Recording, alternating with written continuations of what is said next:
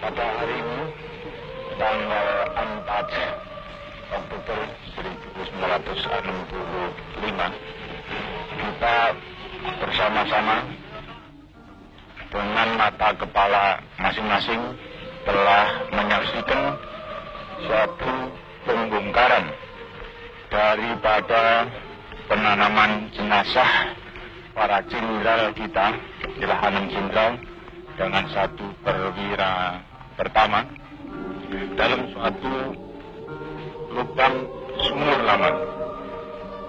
Sebagaimana saudara-saudara telah maklum bahwa jenderal-jenderal kita dan perwira pertama kita ini telah menjadi korban daripada tindakan-tindakan yang biadab dari petualang-petualang yang dinamakan Gerakan 30 September.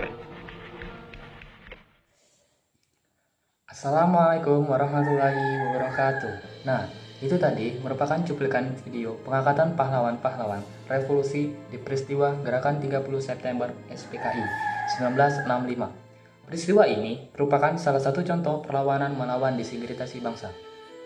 Dan itu berkaitan dengan materi yang akan saya bahas pada kesempatan ini, yaitu ancaman disintegrasi bangsa. Baiklah, di sini sudah ada yang tahu apa itu disintegrasi bangsa? Sebelum saya menjelaskan pengertian disintegrasi bangsa, izinkan saya terlebih dahulu memperkenalkan diri saya beserta anggota saya. Baiklah, perkenalkan, nama saya M. Agustur Ilvansa dari kelas 12 MIA 2. Perkenalkan, nama saya Nadia Sapitri, saya dari kelas 12 IPA 2. Assalamualaikum warahmatullahi wabarakatuh.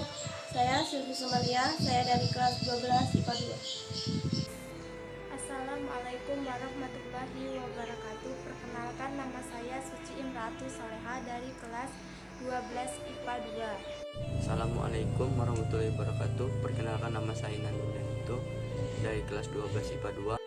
Assalamualaikum warahmatullahi wabarakatuh. Perkenalkan, nama saya Winda Yuniza Putri, perwakilan dari kelas 12 IPA 2, ingin mempresentasikan sejarah Indonesia.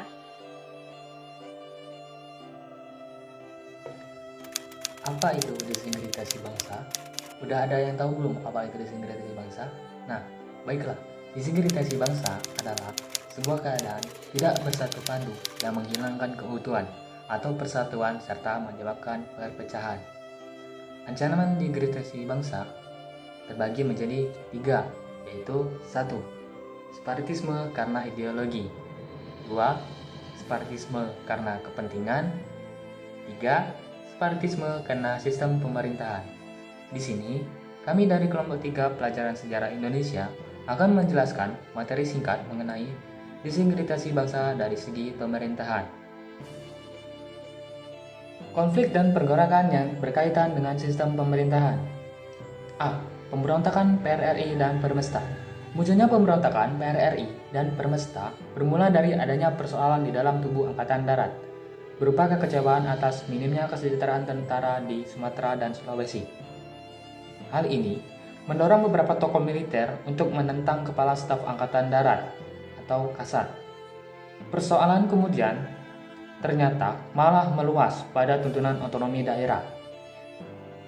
Ada ketidakadilan yang dirasakan beberapa tokoh militer dan sipil di daerah terhadap pemerintahan pusat yang dianggap tidak adil dalam alokasi dana pembangunan. Kekecewaan tersebut diwujudkan dengan pembentukan dewan-dewan daerah sebagai alat perjuangan tuntunan pada Desember 1956 dan Februari 1957, seperti 1. Dewan Banteng di Sumatera Barat yang dipimpin oleh Letkol Ahmad Hussein, 2. Dewan Gajah di Sumatera Utara yang dipimpin oleh Kolonel Maludin Simbolan, 3. Dewan Garuda yang di Sumatera Selatan yang dipimpin oleh Letkol Barlian, 4. Dewan Mangguni di Sulawesi Utara yang dipimpin oleh Kolonel Venjen Samuel. Dewan-dewan ini bahkan kemudian mengambil alih kekuasaan pemerintahan di wilayahnya masing-masing. Beberapa tokoh sipil dari pusat pun mendukung mereka, bahkan bergabung ke dalamnya, seperti Syarifuddin Prawira Negara, Burhanuddin Harap, dan Muhammad Natsir. KSAD Abdul Haris Nasution dan PM Juanda sebenarnya berusaha mengatasi krisis ini dengan jalan musyawarah, namun gagal. Ahmad Hussein lalu mengultimatum pemerintah pusat menuntut agar kabinet Juanda mengundurkan diri dan menyerahkan mandatnya kepada presiden. Tuntutan tersebut jelas ditolak pemerintah pusat. Krisis pun akhirnya memuncak ketika pada tanggal 15 Februari 1958 Ahmad Hussein memproklamasikan berdirinya Pemerintah Revolusioner Republik Indonesia atau PRRI di Padang, Sumatera Barat. Seluruh Dewan Perjuangan di Sumatera dianggap mengikuti pemerintahan ini. Sebagai Perdana Menteri PRRI ditunjuk Emir Syafruddin Prawira Negara. Bagi Syafruddin, pembentuk PRRI hanyalah sebuah upaya untuk menyelamatkan negara Indonesia dan bukan untuk memisahkan diri. Apalagi PKI saat itu mulai memiliki pengaruh di pusat. Tokoh-tokoh sipil yang ikut dalam PRRI sebagian memang berasal dari partai Masyumi yang dikenal anti PKI. Berita proklamasi PRRI ternyata disambut dengan antusias pula oleh para tokoh masyarakat Manado, Sulawesi Utara. Kegagalan musyawarah dengan pemerintah menjadikan mereka pendukung PRRI, mendeklarasikan Permesta sekaligus memutuskan hubungan dengan pemerintahan pusat yang disebut Kabinet Juanda. Pemerintahan pusat tanpa ragu-ragu langsung bertindak tegas. Operasi militer dilakukan untuk menindak pemberontakan yang diam-diam ternyata didukung oleh Amerika Serikat. AS berkepentingan dengan pemberontakan ini karena kekhawatiran mereka terhadap pemerintahan pusat Indonesia yang biasa saja semakin dipengaruhi komunitas. Pada tahun itu juga pemberontakan PRRI dan Persemesta berhasil dipadamkan. B. Persoalan negara federal dan BFO. Konsep negara federal dan Persekutuan Negara Bagian BFO atau Bijan Kos Federal of Flag mau tidak mau menimbulkan potensi pemecahan di kalangan bangsa Indonesia sendiri setelah kemerdekaan. Persamaan yang timbul terutama adalah golongan federalis yang ingin bentuk negara federal dipertahankan dengan negara universitas yang ingin Indonesia menjadi negara kesatuan.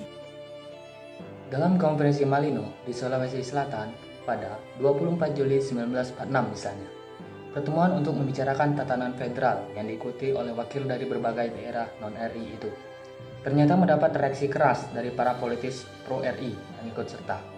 Mr. Tajudin Noor dari Makassar bahkan begitu kuatnya mengkritik hasil konferensi. Perbedaan keinginan agar bendera merah putih dan lagu Indonesia Raya digunakan atau tidak oleh negara Indonesia Timur atau NIT juga menjadi persoalan yang tidak bisa diputuskan dalam konferensi. Kabinet NIT juga secara tidak langsung ada yang jatuh karena persoalan negara federal ini pada tahun 1947. Dalam tubuh BFO juga bukan tidak terjadi pertentangan. Sejak pembentukannya di Bandung pada bulan Juli 1948, BFO telah terpecah ke dalam dua kubu. Kelompok pertama menolak kerjasama dengan Belanda dan lebih memilih RI untuk diajak bekerja sama. Membentuk negara Indonesia Serikat, kubu ini dipelopori oleh Ide Anak Agung Gede Agung NIT serta RT Adil Puradierjah dan RT Dejumah Negara Pasundan.